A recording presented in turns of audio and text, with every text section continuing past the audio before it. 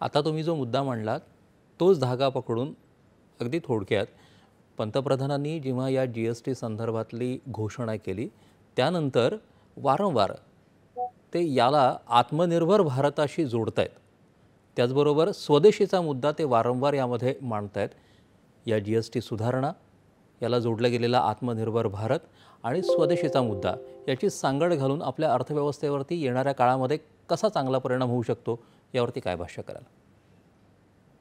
So यांनी दोन गोष्टी होऊ शकतील. जसं आपण म्हणलो की क्रयशक्ती वाढली की दुकानदाराकडे तसं त्याचं कारण त्याचं त्याचे पैसे क्रयशक्ती वाढली की ते दुकानदाराकडे येतात. दुकानदार अजून चांगल्या वस्तू किंवा अजून चांगल्या वस्तूंना चांगली मागणी येते. तो नक्कीच माझं जे काही आत्ताचं प्रॉडक्ट आहे त्याच्यापेक्षा जास्त चांगलं प्रॉडक्ट प्रयत्न करतो बनवायचा आणि त्याचंच पुढे पुढे जात जात जात हे शेवटच्या अल्टिमेट मॅन्युफॅक्चररकडे जातं. सो हा इफेक्ट तुम्हाला अगदी लगेच नाही जाणवणार, पण नक्कीच 1.5 ते 2 वर्षात हा नक्की फरक जाणवेल.